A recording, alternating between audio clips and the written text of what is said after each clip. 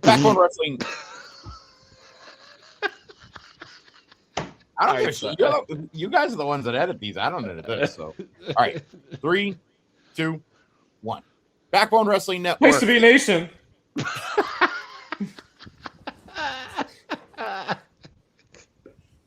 I hate you guys. I can't mute him. Okay. That was Schiff, not me that time. All right. 3, 2, 1. Backbone Wrestling Network. Thank you so much for joining us here on What? Dave Meltzer, guys like that. The hell does Meltzer know, a little puke? No. I really don't care what Dave Meltzer has to say. You know, this guy Meltzer is so knowledgeable of this industry. Why has he not opened his own territory, ran his own business? Because the first thing he would do would put himself on top, make himself the champion, and everybody on the net would hate his fucking ass. No. When did you You should basically... have been a booker. What? You should have been a booker. Okay. All right. Well, yeah. I mean, you know everything about it. Never- You should have been very successful. Not in this era. You're the most knowledgeable person I've talked to, almost in my life. Next time Vern calls me, I'm going to tell him to go shut up. I don't want to talk to him anymore. I'm going to talk to Dave Meltzer. All right. All right. Listen, you know, it's just impossible to talk to you. Okay. You're like an awful lot of people that I've known in my lifetime, and I guess I must be like some people you've known. Yeah. I did it, and you wish you could. No. Internet writers and dirt sheet guys, were they your critics? No, I didn't care. Like I always said, if all those guys are such great wrestling minds, I mean, anybody can Monday quarterback. I just always thought that, you know, if you're so brilliant, why have you not, you know, Meltzer, why have you not booked it for a major? You know, those sheets had a lot of, you know, dud. You know, and it was every year it was like match of the year, you know, Abu Zago versus Naposeno in the Carokian Hall. Like, yeah, right. You fucking saw it when. You saw it from what, from fucking Oakland? Fuck you.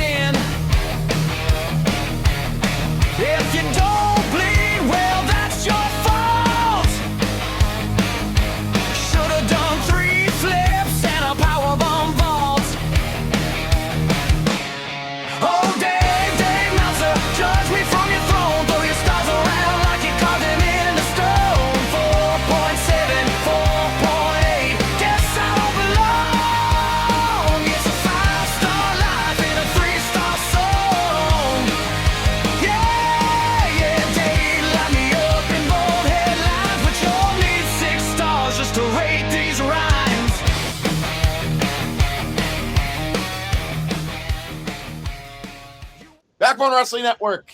Thank you so much for joining us here on Meltzer Knows Best.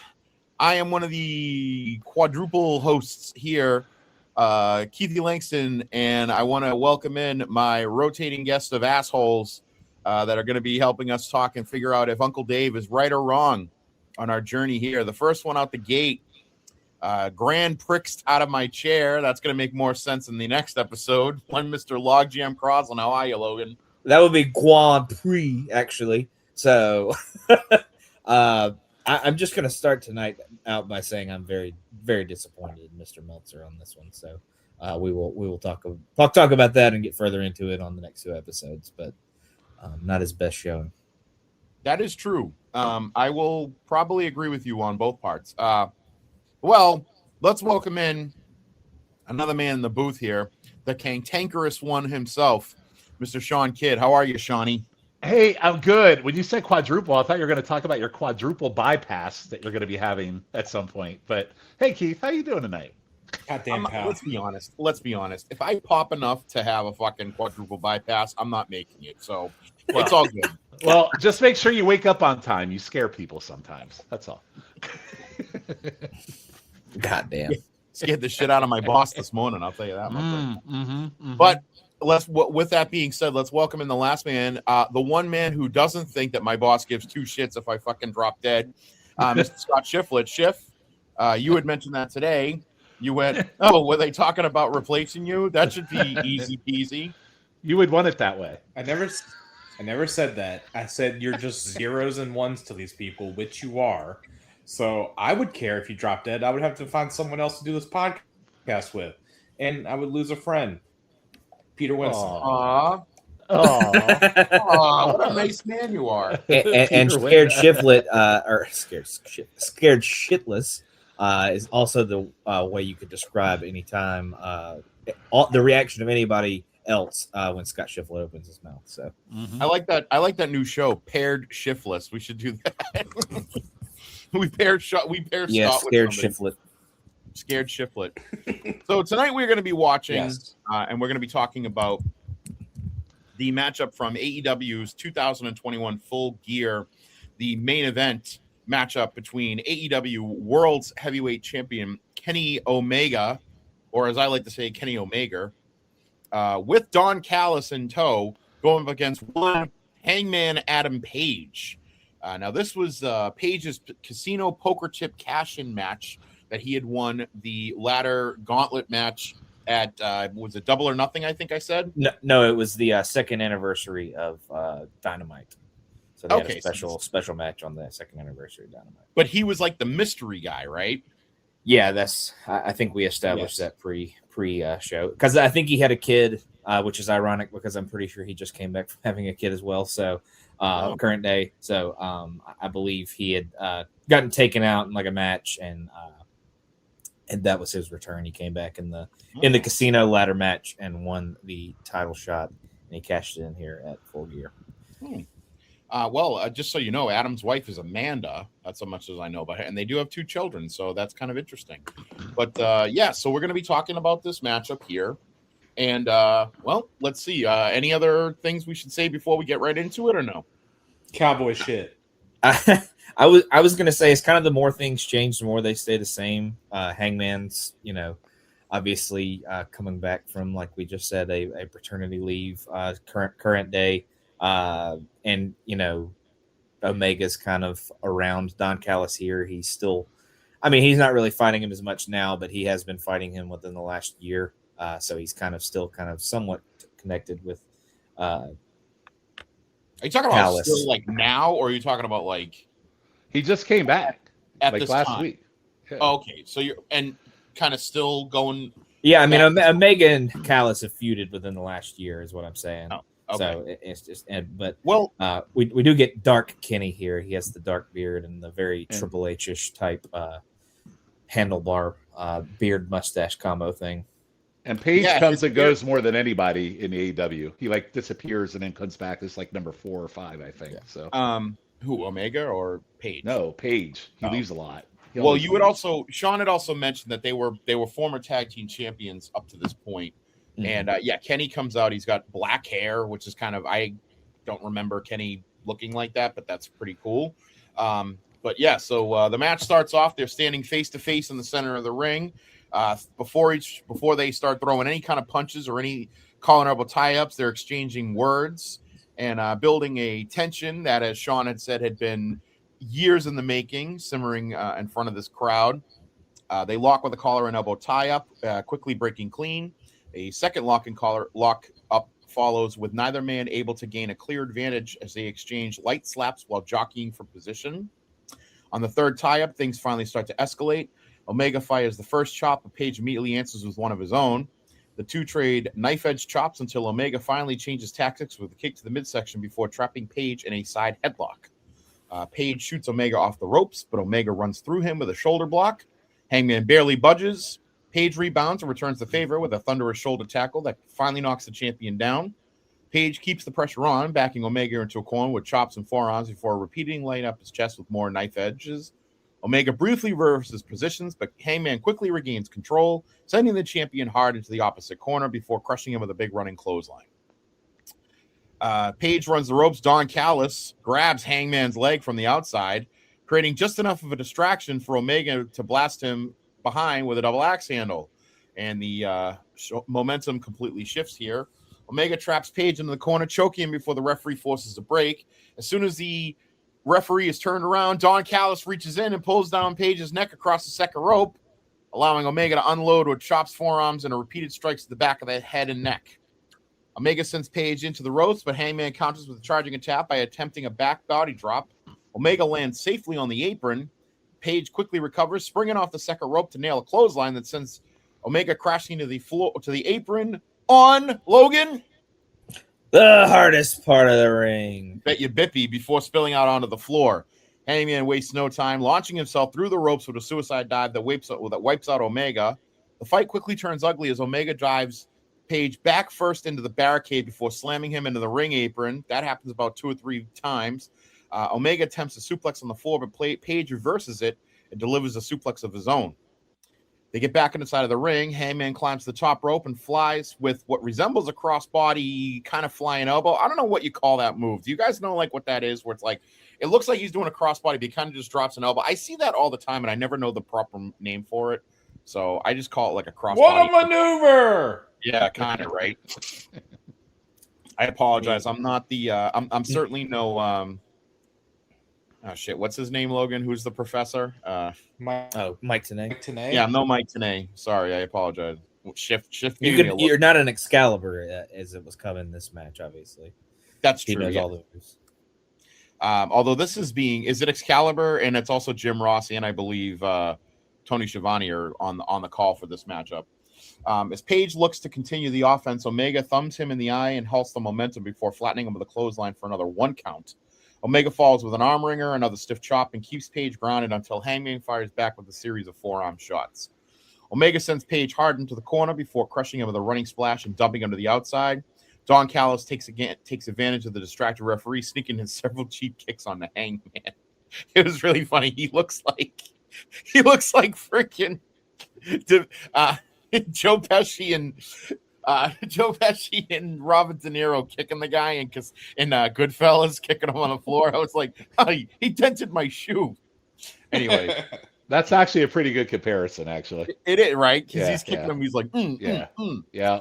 Omega joins the fight outside, repeatedly smashing Page's face into the steel steps before grinding his forehead across it. After rolling Hangman back on the ring, Omega teases a springboard attack, but instead just enters through the rope where the two immediately begin trading punches. Page fires Omega into the corner and charges, but the champion vaults over him before catching Hangman with a hurricanrana that sends him tumbling back to the floor. Omega then follows up with one of his signature aerial attacks, launching himself over the top rope with a flipping suicide dive that crashes onto the standing Hangman outside. Back inside of the ring, Omega hoists Page onto his shoulders on a fireman's carry before transitioning into his rolling offense finisher with a moonsault attempt off the second rope. This time, however, Hangman gets both knees up, driving them square into Omega's ribs and upsetting his diverticulitis, I'm sure, in the process. Page tries to come on, you guys didn't think that was funny? I think this actually started his diverticulious. If I'm being honest. I was gonna say, doesn't he have He hadn't been stricken with it diverticulitis? yet. I think this was it because he like barely gets his feet up in time, and it looks nasty for sure. Page tries to capitalize with a charge into the corner, but Omega catches him with a back elbow. As Omega comes charging back, Hangman plants him with a big boot. The pace continues to quicken as the two exchange strikes. Omega ducks a clothesline, but Page leaps with a crossbody. Omega catches him in midair and converts it into a beautiful fallaway slam before popping right up back to his feet with a little bit of a kick up.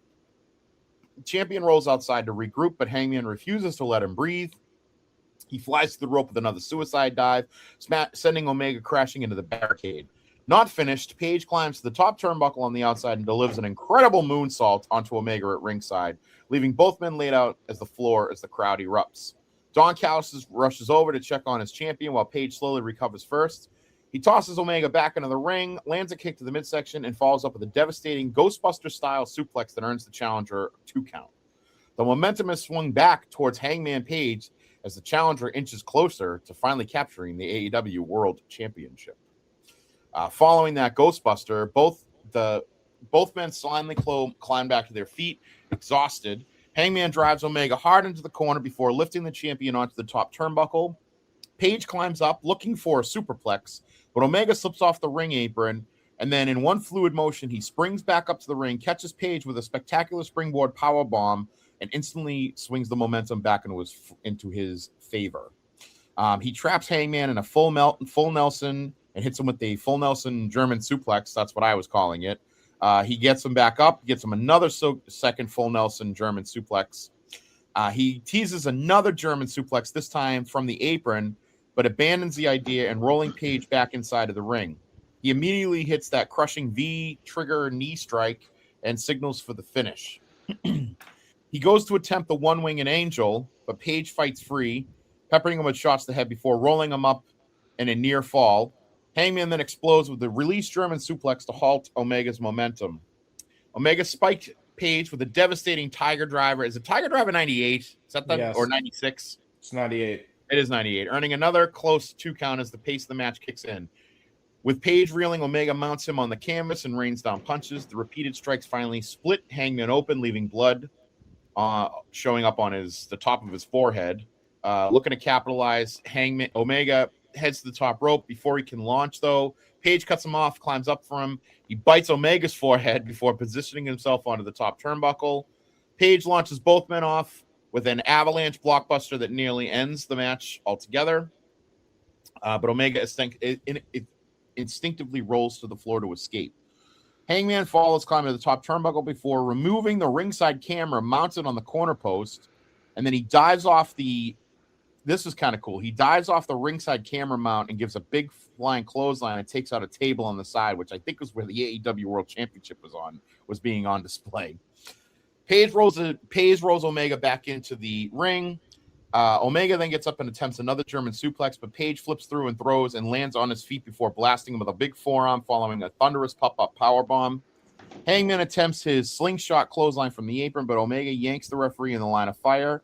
Page accidentally collides with the official, and now there's the official's out. That made me laugh because JR was like willing to argue that Kenny didn't pull him into. Yeah. And like he was arguing with him, and Excalibur was like, no, he definitely pulled him in there. Then I guess JR saw act like he saw the replay. Oh, I'll see it now. Oh, sassafras. Oh, sassafras. He said sassafras? No. But he was just like, oh, I see it. But he was like, yeah. I don't know why a Hangman would hit the ref.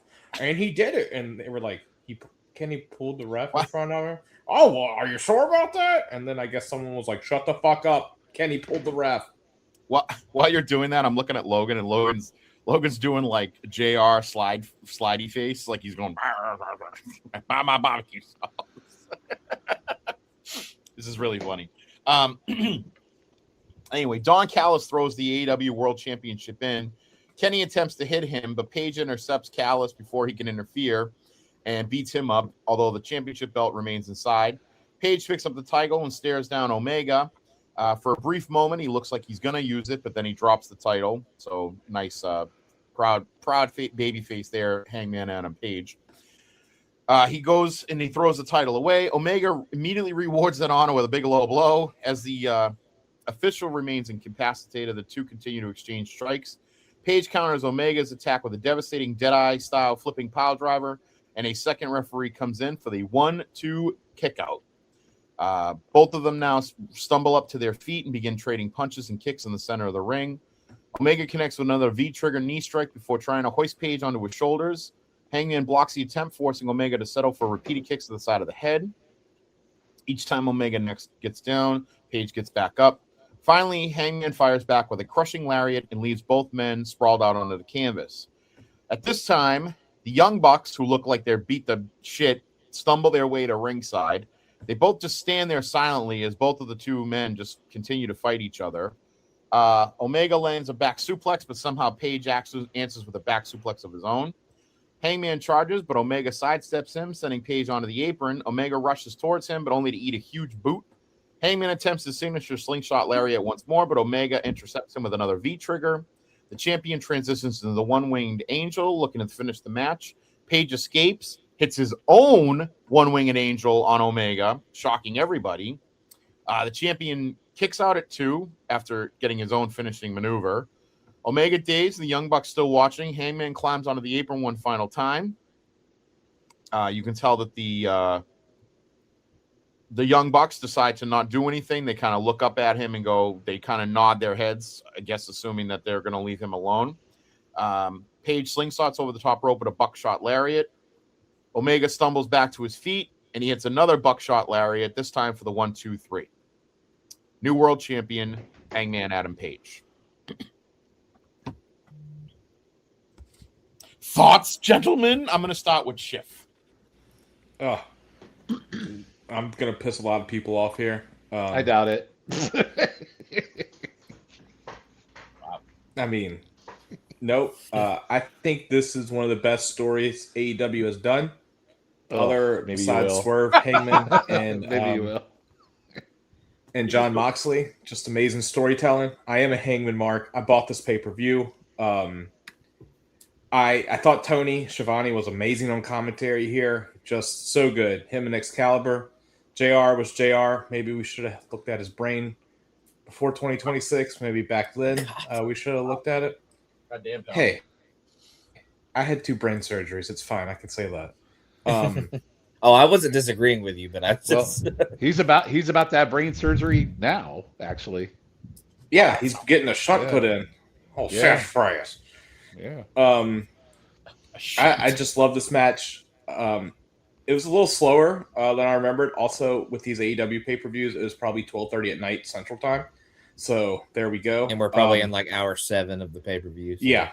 Yeah. I think I do remember my wife Emily going to bed because she was like, I need to work in the morning. And so do you. And I'm like, I'll be there when Hangman wins the title. Like I said, it's just such a Hangman mark. But I don't think it's 5 stars. I think it's like 4.5, 4 3/4. It's good, but we're just looking at these on a micro level. If we were looking at it on a macro level with the story going in, I think that's how we would get 5 stars on this personally, just because I thought the story was so damn good going in. But I remember, Sean, you kind of got on me for what was the name of the show that we did only a couple episodes of, where Hidden Gems, where I did the hidden gem for it was the 3-way feud, Rock and Roll Express, like the stud stable. Yes. Yeah.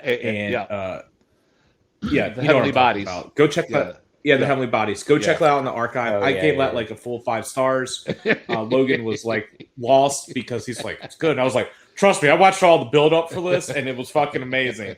And I just think it's so like fresh in my brain that like I still, but like I can, I'm smart enough I can take a step back and be like, oh, it's not as, the whole package is 5 stars, but just the match by itself is 4.5, 4 3/4. So that's where I'm at on it personally. I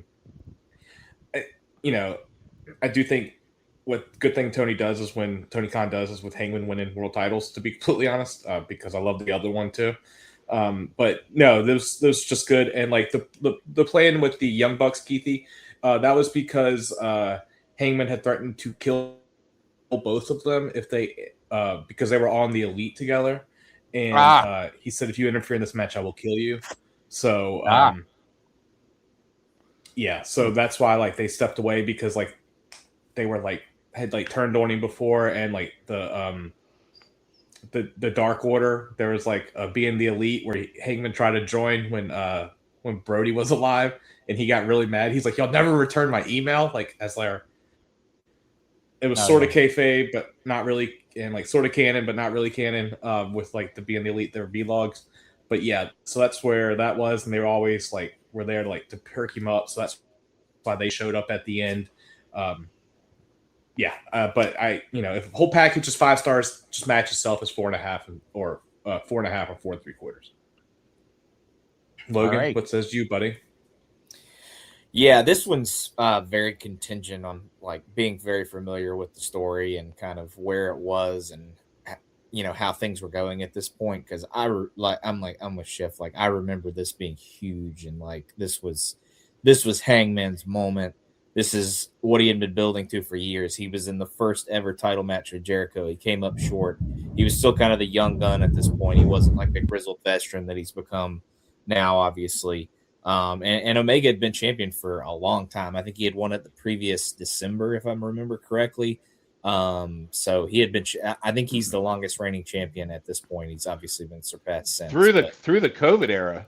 Yeah. So because he was and he was TNA champion too for a while. That's true. Yeah. So he might have won. He might have won even longer before that than that. But I'm just saying, like, yeah, he had been champion for a long time. Like Hangman had, like I said, was in the first ever title match with Jericho. Obviously, came up short, but he had been building, and like it was like, when is he going to be champ? When is he going to be champ? And this seemed like the moment to do it. So yeah, like in the moment, it was great. The package and the match together, probably 5 stars. But watching it in a vacuum like this, the crowd is not into this match until like the last 5 or 6 minutes. They are very quiet, which again, we kind of talked about it already. It's probably the 6th or 7th hour of a 7-hour pay-per-view. So I kind of don't blame them. They've probably peaked at certain points throughout the show before that. So I totally get it. But you know, there were some good moves in here. It really didn't go as long as like a lot of AEW main events go, obviously, are more or less nowadays. Obviously, we get a lot of 45-minute MJF matches nowadays, but it seemed like it got cut off short at some point. I don't know. It felt like the end kind of came out of nowhere. I mean, he does hit 2 buckshot lariats, I guess, but and the Bucks are both there. But like I said, there were some cool moves throughout. And again, in the moment, I probably would have gone higher, but I think this peaks at like 4.25, maybe. I don't even think it comes close to a 5-star match. Just before you go, there were 10 matches at this show, 1 on the pre-show and then the other 9. 1, 2, 3, 4 matches went over 20 minutes. 1, 2 matches almost. 4 went over 15 minutes. So 4 matches went over 15. So yeah, this was not the longest match of the night. Actually, it is the longest match of the night by like 2 minutes or 3 minutes. So yes, but 25 minutes, 30 seconds. Yeah. So I'm sure everybody was exhausted by the time that this started. But they are lifeless. Like there is no reaction. Well, and the match before it is the match before it is the Inner Circle versus the Men of the Year, an American Top Team in a Minneapolis street fight that went about almost 20 minutes. So yeah, I could imagine that people are probably exhausted after watching, because aren't those like weird street fights, like just basically those wacko matches where they run around the stadium and shit like that? Yeah, I think this is kind of maybe the precursor to like Stadium Stampede or Anarchy in the Arena kind of situation. So. Yeah. So all right. So anyway, but I just wanted to add that in there. Sean, your thoughts on this? So Logan said the crowd was dead. The reason why the crowd is dead is because this match kind of stinks. Yeah, I was to say it's not as great as I remember it being, obviously. But yeah, listen, I think it stinks. I love. Listen, I know this old fool. No, I know the story. Like, listen, except I know Logan, Schiff, me. I know all of us watch AEW. Like, I think out of all the people we hang out with, I think we're the most religious in watching AEW, and I know for a fact. And Logan knows this because he likes the Shauna Vision, although we can't do it anymore because of fucking Max. I watch every AEW pay-per-view because usually their pay-per-views have some bangers. So for me, going back and revisiting this match, knowing the story, it's like Schiff said, the story was great. Even with the story, it wouldn't be 5-star because the match is kind of poop. So a couple things I'll go through here. Kind of poop. Kind of poop. Kenny's look, first and foremost, I hate it when people turn heel and what they do is they dye their hair or they change what they're wearing. Like, this is such a wrestling trope. Like, Kenny looks ridiculous with his dark black hair. Like, absolutely looks stupid. You loved that Richard Morton still wore his Rock and Roll Expresses when he was part of the York. Well, no, when he was in the York. Well, that was one where they needed to do something because he was still wearing his Rock and Roll Express shit when he turned heel. But that's a different story. The first 5 or 10 minutes of this, I'll be honest, I was bored. And I felt it early, like the Don Callis interference, slow pacing. It was just like really obvious. I think the best stuff that happened earlier in the match was where Omega was grinding Heyman's face into the steel steps. That was pretty cool and pretty brutal. I love that. Mm-hmm. There were moments I liked. And again, Logan, correct me if I get these moves wrong because I really try to figure it out. Omega, they call it his dive. Is it called a Terminator dive? That sounds right. Okay, that was good. There was a sunset flip slingshot like springboard Liger bomb that I thought was good. Yeah, that was awesome. And I think I've talked to Schiff about this. There's two suplexes that I really love. One is a half Nelson suplex, and I love Omega's Snapdragon suplexes. I think his Snapdragon suplexes are awesome. And the one on the apron that he did was absolutely gross. So I thought that was good. Yeah, that was awesome. I am not a Kenny Omega guy by any stretch. The problem is with Omega that I have is like some of his offense doesn't land for me. His punches look really terrible. JR was selling his right hands like they were death, and it was just terrible. Like he wasn't even connecting on some of them. Even the biting spot that we brought up, I think that didn't do much for me. His knee strikes, though, he has a totally different. His knee strikes are awesome. So like stick with what you know, Kenny. Don't be doing punches. Hangman had some good moments too. The avalanche exploder off the top rope was really well done. The leap off the ring post into the clothesline that sent Omega through the table was really cool. I love the Deadeye. I think the Deadeye is just a great looking move. And when Page hits it, it looks like somebody got dropped off the building. So that looked really good. But I'm going to go back. A lot of the matches we talked here on Meltzer where I don't go 5 stars all have the same issue. Especially in some of the AEW. It becomes a collection of moments. And I know I've said this a lot. You get the huge spot, then everybody lays there for a long time while they reset for the next huge spot. And that kind of hurts the intensity for me. This is supposed to be like a blood war between two guys who had been building this for a year. And there were just too many moments where I felt like I was waiting for the next thing instead of feeling that fight atmosphere. The last 5 minutes were great. I'll give them that. The knee strikes, forearms, the kicks. Hangman getting back right back in Omega's face. That was kind of cool. And then that clothesline from Hangman absolutely turning Omega inside out. I also pot for Tony Schiavone's dipshit alert when the Young Bucks came out because I really hate the Young Bucks because I think they're awful. And then the one-winged angel counters were also good. So, but again, here's where I struggle. You can't make a match 5 stars because the last 5 minutes are good. You can't. The rest of the match matters. The pacing matters. The build matters. The little thing matters. And for me, this didn't feel like an intense, violent blood feud. I expected it. I felt like it was too safe in many places. And Schiff, I'm sorry. I know you're going to think this is a horrible take, but this is supposed to be a 5-star greatest match AEW. I actually went lower than Logan. I went around 3.25 to maybe 3.5 stars for me. I might be a hot take, but this match just didn't do it for me. In other news, Shawn Kidd hosts a shit take here on. You can call it a shit take all you want, but there's not one point I just made that wasn't right. So. In other news, water is wet. No, okay. I mean, thank you, Sean. Thank you, everybody else. I maybe it's me. I think that this match started off kind of slow. I think not kind of, a lot. Well, it did, yes. But I thought when it picked up really good towards the end there. Having not watched a ton of AEW. Enough that I can kind of recognize Adam Page and Kenny Omega's style and everything like that.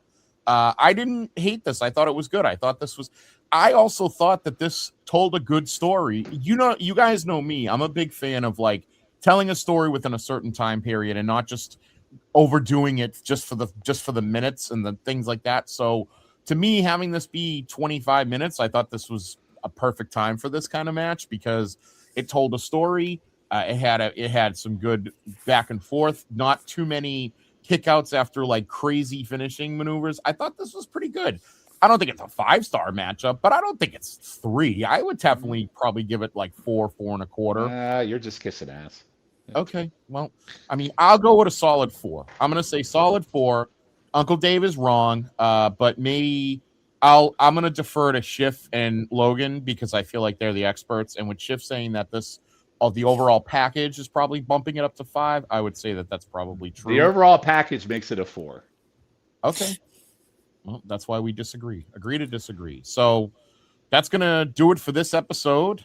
Wait a minute. Wait. Whoa. We didn't come to an agreement. Well, we aren't going to come. All right. So there is no. All right. Actually, no. I think the agreement is we do agree. Yeah, we all agree. Uncle Dave got it wrong. Okay. I think Chip got it very wrong. This is not the only 5-star match from this show either. We will cover another match from the show. But Schiff, you don't think this is 5 stars? This match? No, as I said, it's the whole package. All right, so he doesn't think this match. So in a bubble, this match is not a 5-star match. So I mean, I still get chill bumps watching him win because of all this. But yeah, But you know what? This is your favorite guy, or at least one of your favorite guys winning. Well, I love Adam Page too. Ooh, I've heard that shift. Yeah, I love Adam Page, but and just to throw this out there, this actually got 5.5 from Dave. So Dave got way fucking wrong. Dave got this match makes me think Dave Meltzer does drugs. The irony of Dave Meltzer was that Kurt Angle has 0 5-star matches and the Sheep Herders have 1. Well, the Sheep Herders do have 1. The fantastic match he did that's the one, right? Yeah. Also not a 5-star match. The right one is. Not, you're right. Not the one you're that right. is. Though. You're right. The one that is not. I remember because we covered it. You're right. Yeah, I was going to say the one that we watched on, I think Crock and Roll was from the Crockett Cup, right? Yeah. That one's not 5-star. You're absolutely right. Yeah. So absolutely. All right. So we can agree that we all agree that this was not a 5-star match in a bubble. Some of us differ on where we're going to rank it, but we're going to just leave that as it is. So please, I guess for plugs, I'll say, please listen to everything that we do here on the Backbone Wrestling Network. We have several shows. We have Are You Smarter Than Vince Russo's WCW? We have the Cross Up. We have YouTube Roulette, Hands of Z, The Shit Take, Clash of the Champ-Bones. You could catch me on YouTube on Can Keithy Take the Heat and Take It Home with Keithy Rhodes, all that kind of stuff. So, and anything else, I know Logan makes appearances on the Jenny Position show, Talking Docs. And Schiff, anything else that you're on?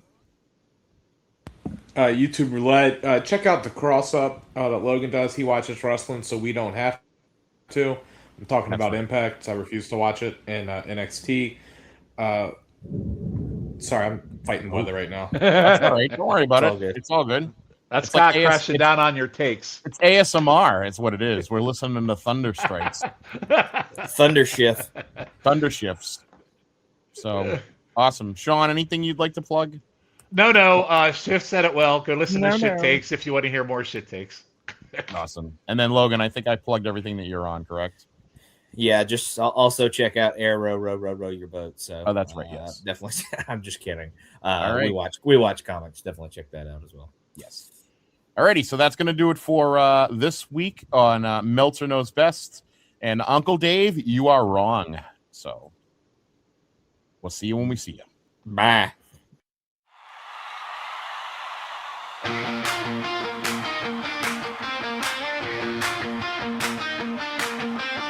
Stacking stars like snapshots, old tapes on the floor, tiny desk, big opinions, turning why into more. Every match, every minute, he's rewinding the frame from a busted high school bleacher to a household name.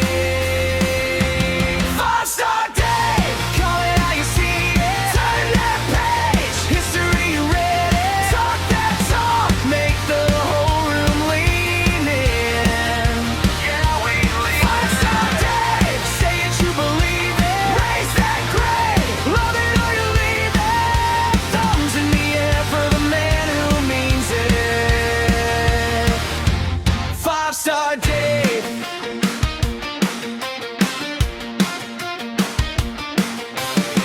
Old school spiral notebook, scribbled thoughts in the margins.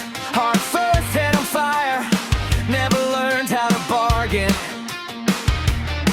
If it's good, it's a classic. If it's bad, it's exposed. Every truth, every tangent hits you right in the soul. 5-star Dave, call it how you see it. Turn that page, history read it. Talk that talk, make the whole room lean in. 5-star Dave, say it, you believe it. Raise that grade, love it or you leave it. Thumbs in the air for the man who means it.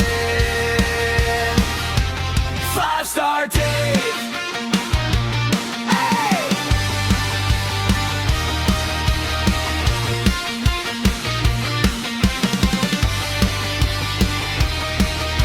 Who's keeping score? He's counting more than numbers. Heart, grit, glory, every loss, every wonder. You can cheer, you can rage, you can shout at the screen, but you're still tuned in to the voice of the dream.